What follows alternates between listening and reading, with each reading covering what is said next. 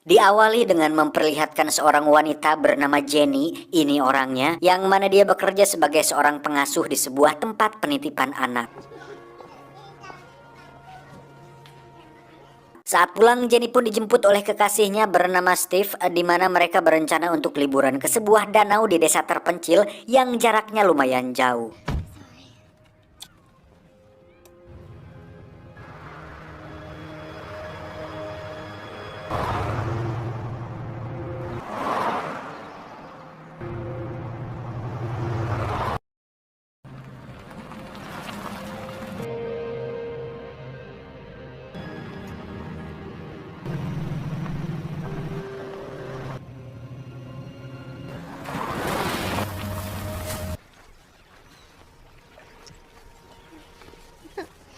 Singkat cerita, mereka pun terlihat sudah sampai di danau tersebut dan langsung menikmati indahnya alam dengan rebahan tepat di tepian danau. Namun liburan mereka sepertinya tidak terlalu menyenangkan karena ada sekelompok remaja yang menyetel musik dengan cukup keras dan seekor anjing yang bolak-balik menghampiri Jenny.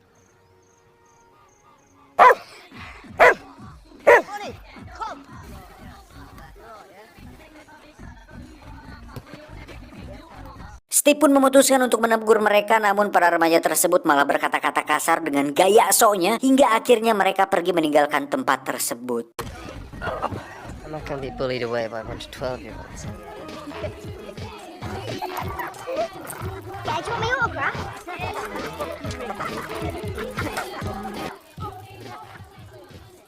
Singkat cerita, malam pun tiba. Steve dan Jenny pun memutuskan untuk bermalam di sana dengan mendirikan tenda sekaligus merasakan pengencrotan mana di alam terbuka. Waduh.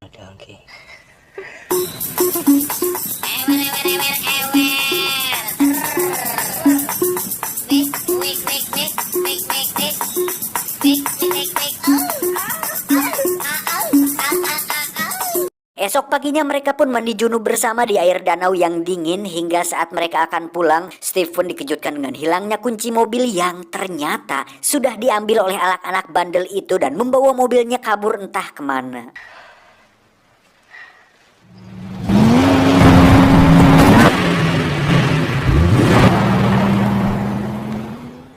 Tak punya pilihan lain, Steve dan Jenny pun memutuskan untuk berjalan kaki hingga saat malam hari tiba mereka berdua pun melihat anak-anak tersebut sedang berpesta sambil meminum minuman keras.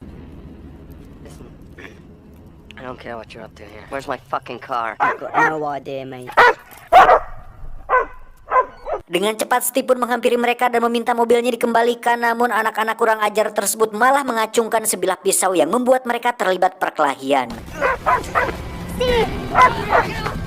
Saat si anjing akan ikut menyerang, Steve pun tak sengaja melukai anjing tersebut dengan pisau yang telah direbutnya, yang ternyata anjing tersebut adalah milik dari si ketua kelompok pemuda itu yang bernama Brett. Ini orangnya. Naas si anjing harus tewas, di mana Steve meminta maaf atas ketidaksengajaan tersebut, namun Brett yang sudah kepalang emosi memutuskan untuk melakukan hal yang buruk kepada Steve dan Jenny. Dengan cepat Steve dan Jenny pun naik ke mobil dan meninggalkan tempat tersebut, namun anak-anak itu ternyata pantang menyerah, di mana mereka melempari batu yang membuat Steve kehilangan konsentrasi dan harus terjebak di akar pohon.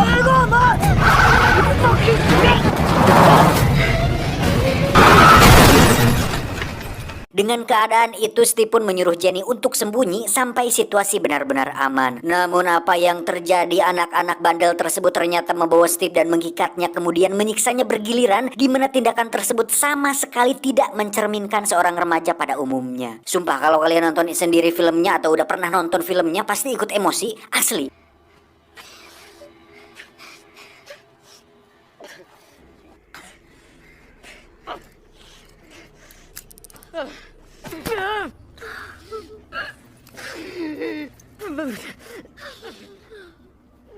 Melihat hal itu, Jenny pun menghubungi 911, di mana ponselnya ternyata terkoneksi dengan ponsel milik Steve yang dipegang oleh si Brett, di mana akhirnya Jenny ketahuan dan dikejar oleh mereka semua.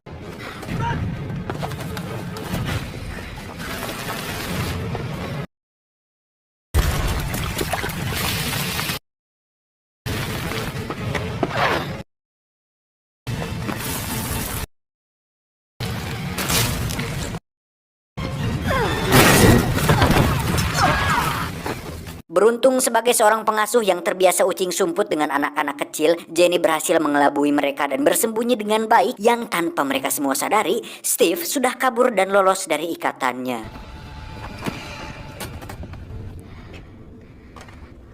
Dengan sebatang besi, Steve pun bersembunyi dan hampir saja melukai Jenny. Namun dengan cinta dan chemistry batin yang mereka miliki, Jenny pun membantu Steve bersembunyi di sebuah pacilingan atau gubuk. Namun tak lama muncullah Brad dan kawan-kawan yang membuat mereka berdua panik.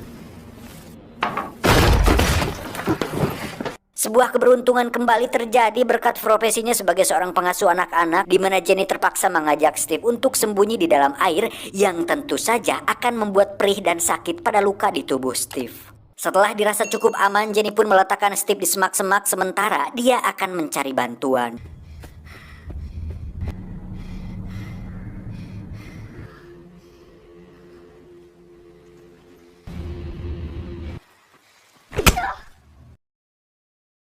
Namun lagi-lagi Brad dan kawan-kawan pun berhasil menemukan Jenny, di mana kali ini mereka bertindak lebih sadis dengan mengikat mereka berdua lalu menyiramnya dengan bensin dan bermaksud untuk membakar mereka berdua hidup-hidup. Anjing, makin parah. Paige, get filming. Oh, look at you. Dan walaupun Steve seorang mutan yang mampu mengendalikan medan magnet dan bersahabat dekat dengan Profesor X, dia pun tak bisa berbuat banyak karena dengan kondisinya yang sekarang, mustahil dia bisa kabur. Karena ikatannya terbakar, Jenny pun berhasil lolos dan kabur dari mereka. Namun yang membuat Jenny sangat terpukul adalah kematian Steve yang tidak seharusnya terjadi.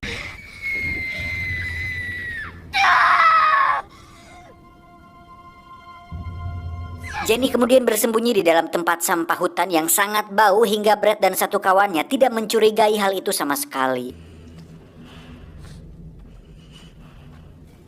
Saat keluar, Jenny akhirnya menerima sebuah fakta bahwa walaupun mereka semua masih di bawah umur, tapi tindakannya sudah benar-benar di luar batas dan kini tak ada lagi rasa kasihan kepada mereka. Tak lama muncullah salah satu dari komplotan Brad yang sebenarnya bocah tersebut seorang penakut yang tidak ingin terlibat dalam ide buruk ini. Namun karena Jenny sempat melihat dia ikut menyiksa Steve, Jenny pun menusuk lehernya menggunakan sebuah pecahan kaca yang membuat bocah itu tewas saat itu juga.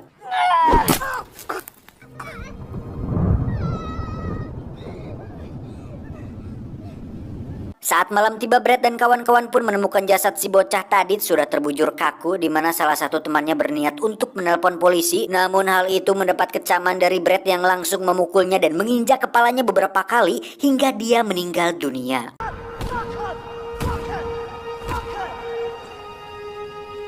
Sementara itu Jenny akhirnya sampai di jalan raya dan menemukan seorang pengendara lokal yang ternyata adalah sepupu dari si Brad. Alright, just get in the car.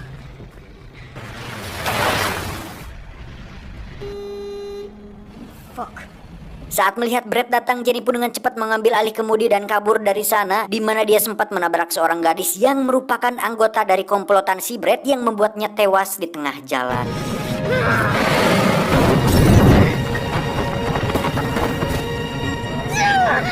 Dirasa sudah lolos, Jenny pun mengalami kecelakaan saat ada sebuah mobil yang tak sengaja menabraknya hingga membuat Jenny harus masuk ke kawasan rumah dan menabrak mobil yang terparkir di sana.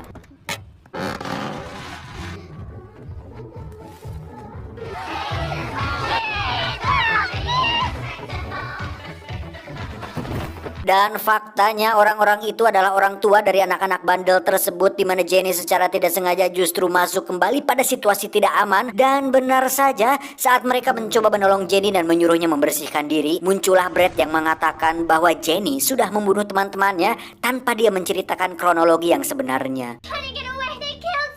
Bukannya tak berbuat apa-apa, Jenny pun berusaha menjelaskan semuanya. Namun dengan status Brad yang masih anak-anak, orang tua anak-anak tersebut pun tentu tidak mempercayai bahwa anak-anak mereka akan tega melakukan hal-hal keji seperti itu.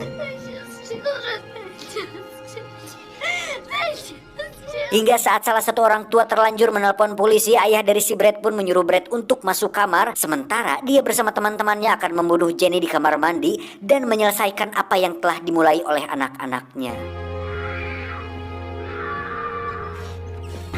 Brad sendiri menghapus semua rekaman video saat mereka sedang menyiksa Steve, di mana itu merupakan satu-satunya barang bukti yang bisa membuktikan bahwa Brad dan kawan-kawannya bersalah. Dan nampaknya sang sutradara ingin ending yang membuat penonton emosi dengan membiarkan ABG labil tetap hidup dan membuat protagonis kita kalah dalam film ini.